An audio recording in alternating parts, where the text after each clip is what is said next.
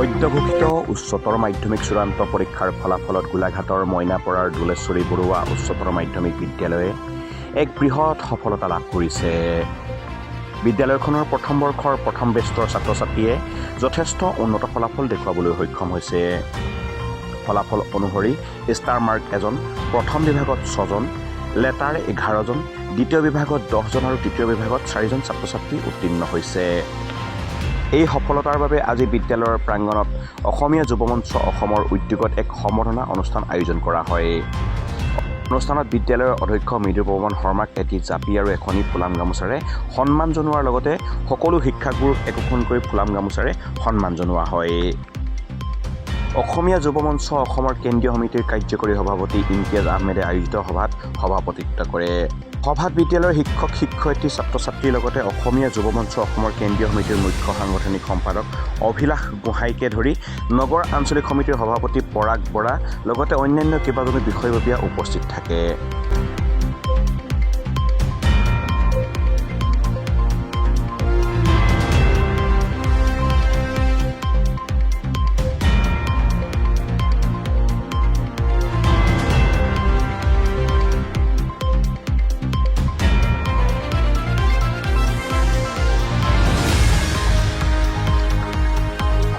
গোলাঘাটৰ পৰা মেঘালী শইকীয়াৰ সহযোগত খবৰ গোলাঘাট।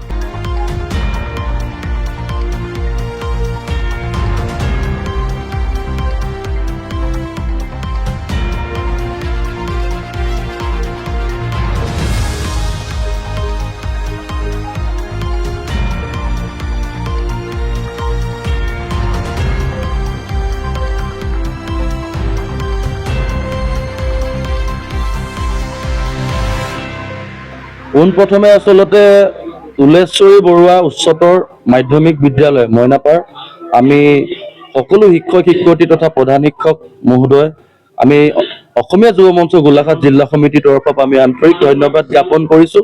কিয়নো এই বছৰ আচলতে আমাৰ এই মইনাপাৰ অঞ্চলটোত প্ৰথমবাৰৰ বাবে দুলেশ্বৰী বৰুৱা মইনাপাৰ উচ্চতৰ মাধ্যমিক বিদ্যালয় উচ্চতৰ মাধ্যমিকৰ যি শাখা দুটা সংযোগ কৰিছিলে আৰু প্ৰথম বৰ্ষতে আচলতে ইমান এটা ভাল ৰিজাল্ট পাবলৈ সক্ষম হৈছে বিদ্যালয়খনে।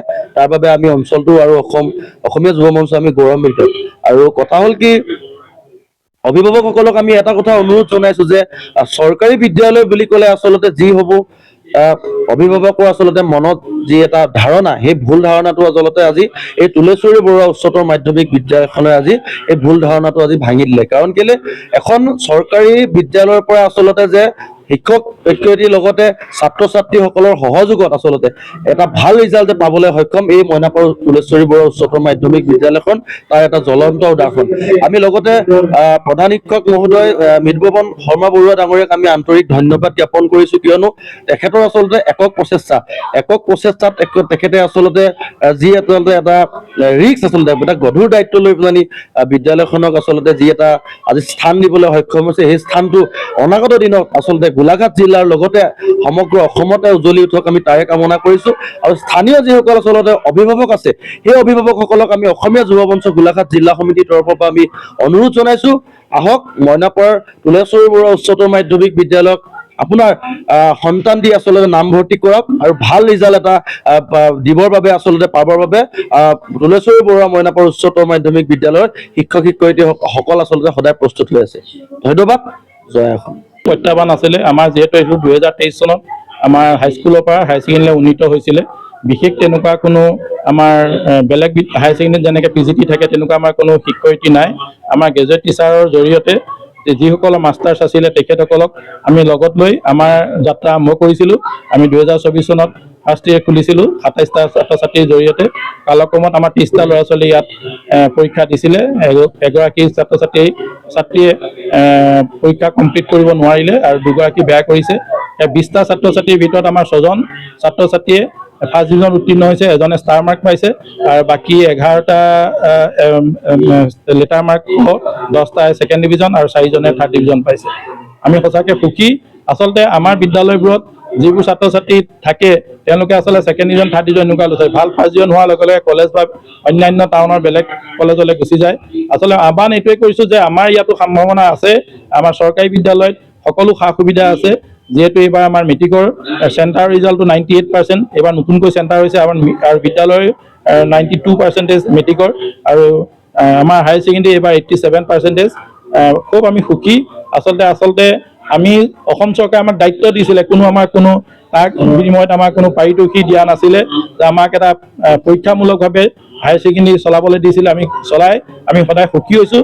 আৰু আজি অসমীয়া যুৱ মঞ্চই যি আমাক সন্মান যাচিলে, এই দুবছৰীয়া যিখিনি কষ্ট আমাৰ আচলতে কষ্ট সাৰ্থক হৈছে বুলি আমি অনুভৱ কৰিছোঁ। আমি হয়, আজি আমি মইনাপাৰস্থিত তুলেশ্বৰী বৰুৱাৰ স্কুলত হাইস্কুলত উপস্থিত হৈ পেলাই হায়াৰ ছেকেণ্ডেৰী ৰিজাল্ট যি হৈছে আমি তাক দেখি আপ্লুত হৈছোঁ। বৰ্তমান দেখিছে আপোনালোকে চৰকাৰী স্কুলৰ যি পয়া লগা অৱস্থা, তাৰ পিছতো এই স্কুলখনত ইমান ধুনীয়া এটা ৰিজাল্ট হোৱাৰ কাৰণে আমি গৌৰৱ অনুভৱ কৰিছোঁ। আৰু যাৰ কাৰণে আজি আমি আহি উপস্থিত হৈ স্কুলৰ সকলো শিক্ষক শিক্ষয়িত্ৰীক আমি আমাৰ ফালৰ পৰা তেওঁলোকক একোখনকৈ ফুলাং গামোচাৰে দি সম্বৰ্ধনা জনালোঁ। আৰু অনাগত দিনত আমি আশা কৰিছোঁ স্কুলখনে আৰু ভাল ৰিজাল্ট কৰিব। আৰু আজিকালি এটা নতুন চিন্তা উদ্ভাৱন হৈছে যে হাইস্কুল চৰকাৰী বিদ্যালয়ৰ পৰা আচলতে চৰকাৰী বিদ্যালয়ত ভাল ৰিজাল্ট নহ'ব, আন্তঃগাঁথনি বেয়া, এনেকুৱা ধৰণৰ বিভিন্ন ধৰণৰ অভিযোগ আছে।